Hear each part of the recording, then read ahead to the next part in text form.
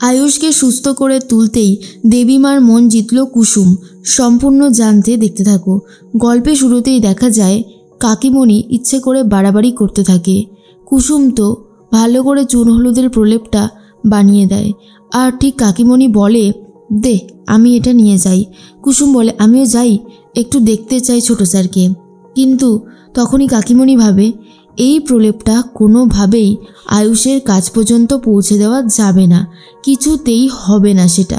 তখনই কাকিমণি ভুলভাল কথা বলতে শুরু করে দেয় আর বলে, দেখ তুই তো জানিসই যে দিদি ঠিক কেমন। এখন যদি দিদি তোকে দু চারটে খারাপ খারাপ কথা বলে দেয় সেটা কিন্তু আমার মোটেও ভালো লাগবে না। তুই চিন্তা করিস না, আমি এটা নিয়ে যাচ্ছি। আরে বাবা, আয়ুষ তো আমারও ছেলের মতো, তাই না? তুই এত চিন্তা করছিস কেন কুসুম?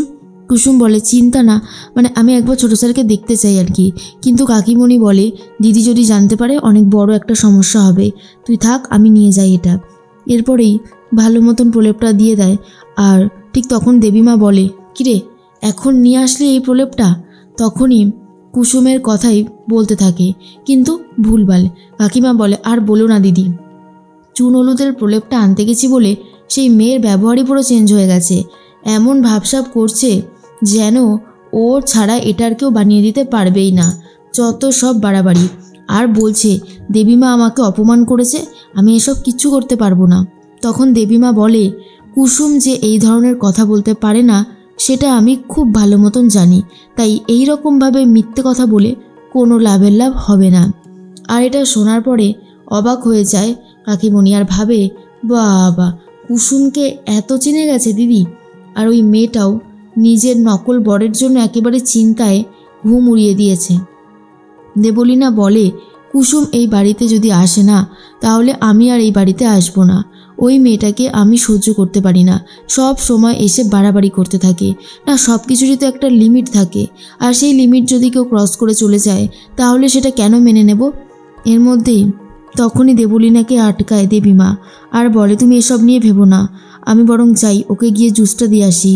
এর মধ্যেই দেবলীনা বলে কাকিমণিকে, কি ব্যাপার, তুমি এই প্রলেপটা ওকে দেবে না মাখিয়ে? তখন কাকিমণি বলে, ইম্পসিবল, আমি তো চাই না যে আয়ুষ এত তাড়াতাড়ি সুস্থ হয়ে উঠুক। আমি চাই আয়ুষ ভালোভাবে বিশ্রাম নিক, কয়েকটা দিন ও বেডে শুয়ে থাকুক। দেবলীনা বলে, ভালোই একটা ফোন দিয়ে এঁটেছ। এর মধ্যেই দেবলীনা বলে, ওর একটা জ্বর বাঁধিয়ে দিই, চলো। ওকে ডাবের জল দিলেই, মানে ঠান্ডা কিছু দিলেই না ওর জ্বর চলে আসবে। ও যতক্ষণ বিছানায় শুয়ে থাকবে ততক্ষণই তো ভালো। তখন কাকিমা বলে, হ্যাঁ সেটা অবশ্য ঠিক আছে। এর মধ্যেই কাকিমা ডাস্টবিনে ফেলতে চলে গেছে চুনের প্রলেপটা। তখন কুসুম বলে, কি ব্যাপার, এই চুন হলুদটা নিয়ে যাননি আপনি ছোটো স্যারের কাছে? ছোটো স্যারের তো এইটা খুব দরকার ছিল। কাকিমণি বলে, আরে বাবা, দিদি নিয়ে যেতে দিলে তারপর তো নিয়ে যাব। সে দিদি কীভাবে বলল, আমার আর শুনে ইচ্ছে করলো না যে এটা আমি নিয়ে যাই, তাই আমি নিয়ে যাইনি। আর কুসুম, তুই আর এত ভাবিস না তো আয়ুষকে নিয়ে, আমরা তো আছি, ঠিক আমরা একটা ব্যবস্থা করেই নেব। কুসুমের সামনে ডাস্টবিনে চুন হলুদের প্রলেপটা ফেলে দেয় কাকিমণি।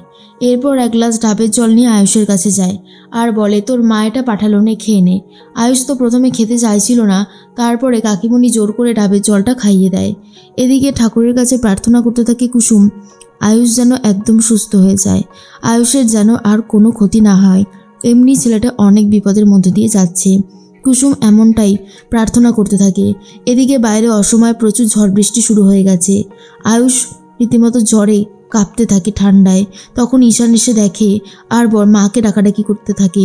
তখনই দেবীমা এসে গায়ে হাত দিয়ে দেখে প্রচণ্ড জ্বর। থার্মোমিটার দিয়ে মেপে দেখে 103 জ্বর। এই অবস্থায় কি করবে কিছুই বুঝে উঠতে পারছে না। ডাক্তারকে ফোন করে আয়ুষের বাবা, কিন্তু ডাক্তার বলে, এই ঝড় বৃষ্টিতে তো এখন যেতে পারবো না, বৃষ্টিটা কমুক তারপরে আসছি। দেবলীনা বলে, কি হবে তাহলে এখন? এই সময় তো ডাক্তারটা আসলে ভালো হতো। ঠিক তখনই দেবীমা বলে, ছেলেটার এত জ্বর, আমার সামনে শুয়ে কষ্ট পাচ্ছে আর আমি কিছুই করে উঠতে পারছি না। এদিকে ঘন্টু বলে, দিদি তুই ছোট স্যারের জন্য খুব চিন্তা করছিস, বল, তুই ছোট স্যারকে খুব ভালোবাসিস। তখনই কুসুম বলে, চুপ, এসব একদম বলবি না, এসব এখন শোনাটাও ঠিক না, কে কোথা থেকে শুনে ফেলবে, তারপর আরও ঝামেলা বাড়বে। এরপর কুসুমের কাছে খবর আসে আয়ুষের প্রচণ্ড জ্বর। তাই এই কথাটা শোনার পর কুসুম আর নিজেকে ঘরের মধ্যে আটকে রাখতে পারেনি। কুসুম চলে যায় আয়ুষকে দেখতে। এরপর সারা রাত জুড়ে দেবীমা আর কুসুম দুজন মিলে আয়ুষের সেবা শুশ্রূষা করতে থাকে যাতে আয়ুষের জ্বরটা নেমে যায়। তার মধ্যেই ভোরও এসেছে আর এখন জ্বরটা আগের থেকে অনেকটাই কমে গেছে।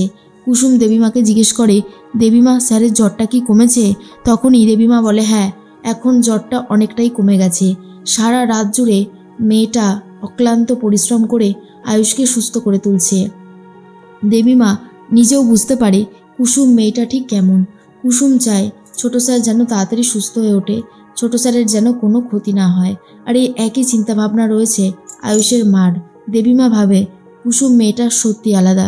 অন্যদিকে দেবলীনা, কাকিমণি এরা তো রীতিমতো ঘুম থেকে ওঠে আর সেই সময় কুসুম একাই সেবা করে যাচ্ছে আয়ুষের, যাতে আয়ুষ তাড়াতাড়ি সুস্থ হয়ে যায় আর কোনো বিপদ যেন আয়ুষের কাছ পর্যন্ত না আসতে পারে।